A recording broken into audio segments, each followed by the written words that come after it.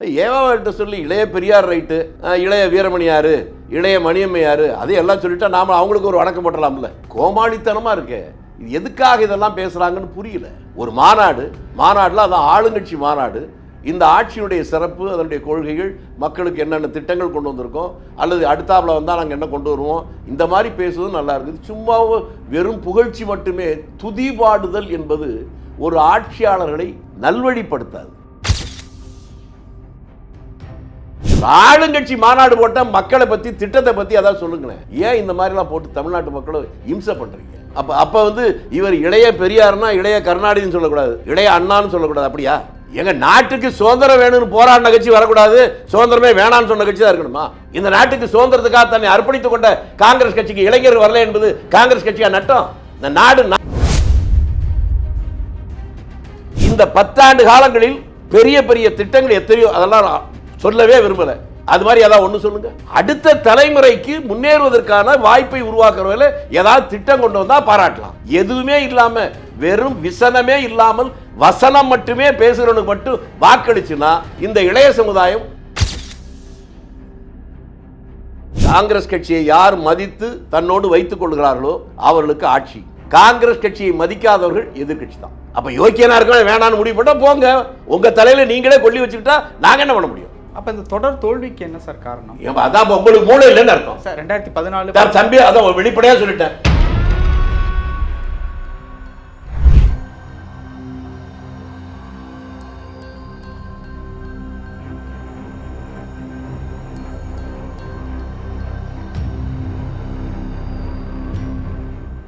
Real one நேயர்களுக்கு வணக்கம். இன்று நம்மளுடைய நேர்காணலுக்கு காங்கிரஸ் மூத்த தலைவர் திரு திருச்சி வேலுச்சாமி அவர்கள் இணைஞ்சிருக்காங்க. சார் வணக்கம். வணக்கம். எப்படி இருக்கீங்க? நல்லா இருக்கு. சரி, இப்போ திமுக காங்கிரஸ் கூட்டணி ரிலேட்டபிளான விஷயங்கள் எப்படி போயிட்டு இருக்கு? தேர்தலுக்கு எந்த மாதிரியான முறைகளில் தயாராகிட்டு இருக்கீங்க? தேர்தல் நீங்கள் யதார்த்தத்தை முதலில் புரிந்து கொண்டால்தான் நான் சொல்வது புரிஞ்சுக்க முடியும். ஒரு காலத்திலலாம் இந்த கட்சி இந்த கட்சியோடு தான் கூட்டணி சேர முடியும், இந்த கட்சிகள்லாம் கூட்டணி சேரவே முடியாது என்றெல்லாம் இருந்த ஒரு காலம் உண்டு. அதற்கு காரணம் சித்தாந்த ரீதியாக, கொள்கை ரீதியாக மட்டுமே கூட்டணிகள் என்று வந்தது. அதற்கு பின்னால் முரண்பட்ட கூட்டணிகள்லாம் வந்தது. வெற்றியடைந்ததற்கு பின்னாலே, இன்னும் குறிப்பாக சொல்லப்போனால் இந்தியா முழுக்க அது வருவதற்கு காரணமே தமிழ்நாடு தான். 67 சுதந்திரா கட்சி, முதலாளித்துவ கட்சி, கம்யூனிஸ்ட்டு, ஆன்மீகத்தில் உச்சகட்டத்தில் இருந்த முத்துராமலிங்க தேவர், நாத்திகம் பேசினவங்க எல்லாம் ஒரே அணியில் நின்று அது வெற்றி பெற்றதுக்கு பின்னால் கொள்கையோ சித்தாந்தமோ இதெல்லாம் பின்னுக்கு போய் ஆட்சியை பிடிப்பதற்கு யாரோடும் யார் வேண்டுமானாலும் கூட்டு சேரலாம் என்கின்ற ஒரு புதிய வகை மாற்றம் வந்துருச்சு. அப்படி இருக்கிற போது இப்போ அதான் இருந்துட்டு இருக்கு.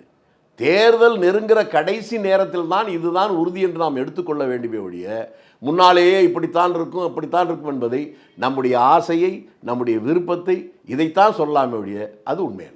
இப்போ காங்கிரஸ் திமுக கூட்டணியில் தானே இருக்கு. தம்பி, நீங்கள் என்ன புரிஞ்சுக்கலன்னு கேட்டால், கூட்டணி ஆட்சின்னா அதுக்கு அர்த்தம் வேற. தேர்தல் கூட்டணி என்பது தேர்தலுக்காக. இப்போ தேர்தல் கூட்டணியில் காங்கிரஸ் இருக்காங்க. தேர்தலுக்கு தான் கூட்டணி, மற்ற அடிமைய சாசனம் எழுதி வச்சிருக்கோம். கூட்டணி ஆட்சி இருந்தால் எல்லா நேரமும் ஒன்றா இருக்க முடியும். இங்கே கூட்டணி ஆட்சி கிடையாது. தேர்தல் நேரத்தில் மட்டும் கூட்டணி என்பது ஒரு விதமான ஏற்பாடு, அவ்வளோதான். அதுக்கப்புறம் எப்போவுமே இந்த கூட்டணி இருக்குது அப்படின்னு நீங்களா நினச்சிக்கிட்டா நான் ஒன்றும் பண்ண முடியாது. அப்போ இப்போ வரைக்கும் அந்த தேர்தல் கூட்டணி அப்படிங்கிற முறையில் திமுகவுக்கும் காங்கிரஸுக்கும் எந்த விதமான... தம்பி, நான் உனக்கு புரிகிற மாதிரி எனக்கு சொல்ல முடியலையோ தெரியல. ஓகே, இப்போ அதை பற்றி பேசுறது வேஸ்ட்டு. தேர்தல் நேரத்தில் தான் உறுதியாகும், அதான் யதார்த்தம் சொல்லிட்டேன். அடுத்தது கேளுங்க. ஓகே, இப்போது இளைஞரணி செயலாளர் உதயநிதி அவர்களுக்கு இளைய பெரியார் அப்படிங்கிற ஒரு பட்டம் கொடுக்கப்பட்டிருக்கு. ஏவா வேலு அவர்கள் கொடுத்துருக்காங்க. திருவண்ணாமலையில் நடந்த ஒரு ஃபங்க்ஷனில். எப்படி பார்க்குறீங்க அந்த விஷயத்த? தெரிஞ்சவர் கொடுத்துருக்கிறாரு. இதுக்காக நான் ஒன்றும் வருத்தப்படுறதோ மகிழ்ச்சி எடுத்தோ எனக்கு இல்லை. ஒருவேளை பெரியார் தடலில் இருக்க கோமான்கள் அவர்கள் என்ன சொல்கிறாங்கன்னு தான் பார்க்கணும். ஏவாவிட்ட சொல்லி இளைய பெரியார் ரைட்டு, இளைய வீரமணி யாரு, இளைய மணியம்மை யாரு, அதையெல்லாம் சொல்லிட்டா நாம் அவங்களுக்கு ஒரு வணக்கம் போட்டலாம்ல. கோமாளித்தனமாக இருக்கு. இது எதுக்காக இதெல்லாம் பேசுகிறாங்கன்னு புரியல. ஒரு மாநாடில் அதான் ஆளுங்கட்சி மாநாடு. இந்த ஆட்சியினுடைய சிறப்பு, அதனுடைய கொள்கைகள், மக்களுக்கு என்னென்ன திட்டங்கள் கொண்டு வந்திருக்கோம், அல்லது அடுத்தாப்புல வந்தால் நாங்கள் என்ன கொண்டு வருவோம், இந்த மாதிரி பேசுவது நல்லா இருக்குது. சும்மா வெறும் புகழ்ச்சி மட்டுமே துதிபாடுதல் என்பது ஒரு ஆட்சியாளர்களை நல்வழிப்படுத்தாது. இடிப்பாறை இல்லா ஏமரா மன்னன் கெடுப்பார் இல்லானும் கெடும். இது வள்ளுவன் வாக்கு. ஒரு ஆட்சியாளர்கிட்ட பக்கத்தில் இருக்கிறவங்க தவறுகளை சுட்டி காட்டினால் அதுதான் அவர்கள் செய்கிற உதவியாக இருக்க முடியும். எப்போ பார்த்தாலும் வாழ்க வாழ்க வாழ்கன்னு துதிபாடினாக்க அவர்களுக்கு யதார்த்தமே தெரியாமல் போயிடும். அப்போ இந்த இளைய பெரியார் அப்படிங்கிற ஒரு பட்டத்தை உதயநிதி வாங்குறதுக்கு தகுதி இல்லையா? நான் என்ன சொன்னேன் உங்களுக்கு புரியல. அவருக்கு தகுதியாக இருக்கா இல்லையான்னு நான் ஏன் சொல்லணும்? பெரியார் திடல் தான் சொல்லணும். அதான் இப்போ இளைய பெரியாரோட அடுத்து இளைய வீரமணியும் சொல்லியிருக்கேன், இளைய மணியமையும் சொல்லியிருக்கேன். அவங்களுக்கு வணக்கம் போடுறேன்னு சொல்லிட்டேனே, அப்புறம் என்ன கோச்சுக்கிறீங்க? இல்லை, கோச்சுக்கிறதுக்கு இல்லை, உங்களுக்கு ஒரு மாற்று கருத்து இருக்கு. சார், நான் மாற்று கருத்து இதை பற்றி அவசியமே கிடையாது. ஒரு ஆளுங்கட்சி மாநாடு போட்டால் மக்களை பற்றி திட்டத்தை பற்றி அதான் சொல்லுங்களேன். ஏன் இந்த மாதிரிலாம் போட்டு தமிழ்நாட்டு மக்களை இம்சை பண்ணுறீங்க? அப்போ இவர் இளைய பெரியார்னா இளைய கருணாநிதினு சொல்லக்கூடாது, இளைய அண்ணான்னு சொல்லக்கூடாது, அப்படியா? சார், 100 நாள் வேலை திட்டத்துக்கு மகாத்மா காந்தியினுடைய பெயரை எடுத்துட்டு ஹிந்தியில் தற்பொழுது ஒரு பெயர் வச்சுருக்காங்க. ஸோ அந்த ஒரு விஷயம் தற்பொழுது தமிழக அரசியலில் பேசும் பொருளாக இருக்குது. இந்த ஒரு விஷயத்தை நீங்கள் எப்படி பார்க்குறீங்க? தமிழ்நாட்டில் மட்டுமல்ல, இந்தியா முழுக்கவே அது பேசும் பொருளாக இருக்குது. மகாத்மா காந்தி என்பவர் தேசத்தந்தை. அவர் பேரில் ஒரு திட்டம் இருந்தால் நீங்கள் வேற ஒரு புதிய திட்டத்துக்கு வேறு பேர் வச்சுட்டு போங்க. அந்த திட்டத்தின் பெயரை ஏன் நீங்கள் மாற்றுறீங்க? அது அங்கே மட்டும் இல்லை, எங்கே நடந்தாலும் அது தவறு தானே. மறைந்த ஒரு சாதாரண தலைவர் பேர் வச்சா தப்புன்னா தேச பிதாவாக ஒத்துக்கொண்டவர் மட்டுமல்ல, இன்றைய வாழும் உலகில் 100க்கு மேற்பட்ட நாடுகளில் ஒருவருக்கு சிலை இருக்கிறது என்றால் அது காந்திக்கு தான். அப்படி உலகமே கொண்டாடுகின்ற ஒருவருடைய பெயரில் இருக்கக்கூடிய அந்த பெயரை எடுத்துட்டு வேற ஏதோ போனால் இவங்க இருக்க வேண்டிய இடம் வேற இடம். இப்போ இருக்கக்கூடிய ஒரு சூழ்நிலையில் 2026 சட்டமன்ற தேர்தல் காங்கிரஸுக்கு எந்த மாதிரியான ஒரு தேர்தலாக இருக்க போகுது சார்? எழுதி வச்சுக்க தம்பி, காங்கிரஸ் கட்சியை யார் மதித்து தன்னோடு வைத்துக் கொள்கிறார்களோ அவர்களுக்கு ஆட்சி. காங்கிரஸ் கட்சியை மதிக்காதவர்கள் எதிர்கட்சி தான். கூட்டணியா சொல்றீங்களா?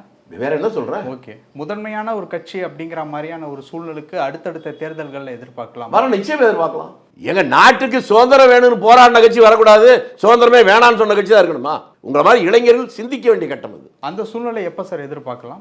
எப்போ வேணாலும் உங்களை மாதிரி ஆட்கள் திரும்பி நல்ல சிந்தனை வந்தா எதிர்பார்க்கலாம். அது ஏன் குறிப்பிட்டு எங்களை மாதிரியான அதான் இளைஞர்கள் தான் மாறணும். இளைஞர்கள் தானே மாற்றத்தை கொண்டு வர முடியும். எந்த ஒரு நாட்டிலும் ஒரு புதிய மாற்றம் வருவது திருப்பத்தினுடைய திருப்பு முனையாக இருக்கிற இளைஞர்கள். அதனால தான் திரும்பி திரும்பி நான் சொல்றேன், எங்க காலம்லாம் முடிஞ்சு போச்சு, நாங்கள் என்ன பண்ண போறோம்?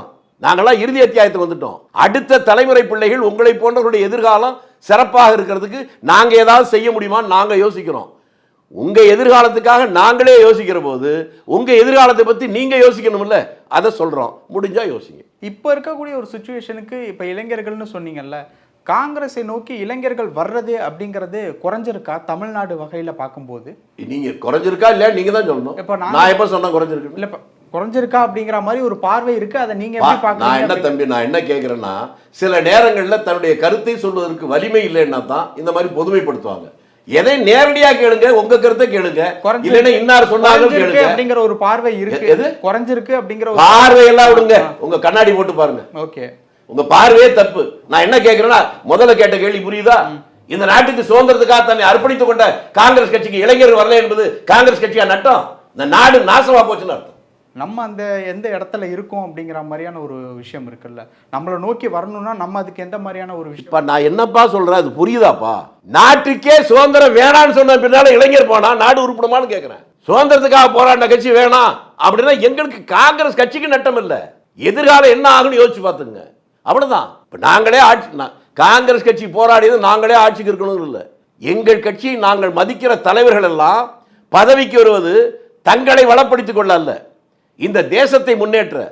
இதே தமிழ்நாட்டு எடுத்துங்க, முதல்ல ஓமாந்துரார் முதலமைச்சர், அடுத்து குமாரசாமி ராஜா முதலமைச்சர், அதுக்கப்புறம் ராஜபாளையம் குமாரசாமி ராஜா அவர் முதலமைச்சர், ராஜாஜி முதலமைச்சர், அதுக்கப்புறம் காமராஜர் முதலமைச்சர். இப்படித்தானே வந்துச்சு. அவங்க மேல இன்னைக்கு வந்து ஏதாவது ஒரு ஊழல் குற்றச்சாட்டு இருக்கா? அப்ப யோக்கியனா இருக்க வேணான்னு முடிவு பண்ணா போங்க, உங்க தலையில நீங்களே கொல்லி வச்சுக்கிட்டா நாங்க என்ன பண்ண முடியும்? அப்ப இந்த தொடர் தோல்விக்கு என்ன சார் காரணம்? அதான் உங்களுக்கு மூளை இல்லைன்னு அர்த்தம் சார். 2014 தம்பி, அதான் வெளிப்படையா சொல்லிட்டேன், உங்களுக்கு மூளை இல்லை. இந்தியா வகையில் இந்தியா எல்லா இடத்துக்கும் வச்சுருங்க. இந்தியா RSS யாரு சுதந்திரத்துக்கு போராடிச்சா? பிரிட்டிஷ் ஆடி வர்ற போது வரவேற்பு அணிவகுப்பு கொடுத்தாங்க, மரியாதை கொடுத்தவங்க. அதனுடைய பிள்ளை தானே பிஜேபி. அவங்களுக்கு வாக்களித்தவருடைய விளைவு என்னாச்சு? இன்றைய நிலைமை என்ன? இந்த 10 ஆண்டு காலங்களில் பெரிய பெரிய திட்டங்கள் எத்தனையோ, அதெல்லாம் சொல்லவே விரும்பல. அது மாதிரி ஏதாவது ஒன்று சொல்லுங்க. அடுத்த தலைமுறைக்கு முன்னேறுவதற்கான வாய்ப்பை உருவாக்குறவங்கள ஏதாவது திட்டம் கொண்டு வந்தா பாராட்டலாம். எதுவுமே இல்லாம வெறும் விசனமே இல்லாமல் வசனம் மட்டுமே பேசுகிறவனுக்கு மட்டும் வாக்களிச்சுன்னா இந்த இளைய சமுதாயம் உங்கள் தலைமையில் நீங்களே மண்ணலி போட்டுக் கொடுக்கிறீர்கள். இப்போ காங்கிரஸ் கட்சியில் இருக்கக்கூடிய கார்த்திக் சிதம்பரம் இருக்காருல்ல, அவர் வந்து சமீபத்தில் ஒரு நேர்காணல்ல ஒரு விஷயம் வந்து பகிர்ந்துக்கிட்டாங்க. இந்த பாஜகவினுடைய தொடர் வெற்றிக்கு என்ன காரணம் அப்படின்னு கேட்கும்போது அவர் சொன்ன ஒரு பதில், எங்க மக்கள் ஓட்டு போடுறாங்க ஜெயிக்கிறாங்க அப்படிங்கிற மாதிரியான ஒரு விஷயத்த வந்து அதைத்தான்பா நானும் சொல்றேன். மக்கள் ஏன் போடுறாங்க எதுக்கு போடுறாங்கன்னு தான் அந்த கேள்விக்கு தான் திரும்பி சொல்றேன். மக்கள் ஓட்டு போட்டாதான் ஜெயிக்க முடியும்ல, நல்லவனுக்கு ஓட்டு போடலைங்கிறதா பிரச்சனை. அடையாளம் காணப்படவில்லை அப்படிங்கிற மாதிரி வந்து சொல்றீங்க. மக்கள் தவறான திசை நோக்கி பயணிக்கிறார்கள். இது மற்றவர்களை பாதிப்பதல்ல, மக்களைத்தான் பாதிக்கிறது. அந்த நிலை எப்போ மாறும்? மக்கள் மாறினா மாறும். ஓகே, காங்கிரஸ் அதை மாற்றுவதற்குண்டான நாங்க எதுக்கு மாத்தணுங்க? நாங்க கொள்ளையடிக்கிறது தான் நாங்க மாத்தணும். யாரெல்லாம் கையில் உள்ளவன் கால உள்ளனா அவன் கொள்ளையடிக்க வர்றான், நாங்க கொள்ளையடிக்க போறது இல்லை. உதாரணத்துக்கு நானே தேர்தல் என்ன ஒரு முறை, அப்போ நான் ஓட்டு எப்படி கேட்டேன்னு சொன்னா சிரிப்பீங்க. ஏன்னா இன்னைக்கு நிலைமை அப்படி இருக்கு. நான் வெளிப்படையா சொன்னேன், எனக்கு வாக்களித்து வெற்றியடை செய்தால் நாட்டுக்கு லாபம், என்னை தோல்வியடை செய்தால் என் வீட்டுக்கு லாபம்னு. அன்றைக்கு அதை கேட்டவெல்லாம் ஓட்டு கேட்க வர்ற போதே கொழுப்பா பேசுறான்டான்னா, 30 வருஷம் கழிச்சு இப்ப சொல்றான் இவன் கேரக்டரே இதாண்டா, நம்ம புரிஞ்சுக்கலங்கிறான். அதனால பேசுவது யார் வேணாலும் பேசுவாங்க. பேசுகிற நபர் யார், அவனுடைய பின்னணி என்ன, அவன் நேர்மையானவனா, தனி மனித ஒழுக்கம் இருக்கா, இதெல்லாம் பார்க்கணும் இல்ல. அதை பார்க்கவில்லை என்றால், மக்கள் ஓட்டு போட்டுதானே ஹிட்லர் ஆட்சிக்கு வந்தான், மக்கள் ஓட்டு போட்டுதான் ராஜபக்ஷ ஆட்சி வந்தான். அதனால மக்கள் ஓட்டு போட்டா யாரும் வரலாம். அவர்கள் சரியாக சிந்தித்து ஓட்டு போட்டால் நல்ல தலைவர்கள் வருவார்கள். தவறான வழியில் சிந்திச்சா ஹிட்லரும் ராஜபக்ஷ தான் வருவாங்க.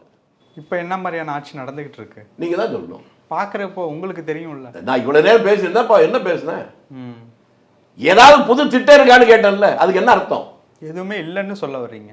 எதுவுமே இல்லைன்னு நான் சொன்னா இல்ல, அந்த ஏதாவது திட்டம் இருக்கா அப்படின்னு கேட்டா அது என்ன இருக்குன்னு நான் கேட்கறேன், சொல்லு பான்றேன். நான் இல்லைன்னு நான் சொல்றேன், நீ சொன்னா என்ன அர்த்தம்? உனக்கு தெரிஞ்சா சொல்லு, இல்லைன்னா சும்மாரு.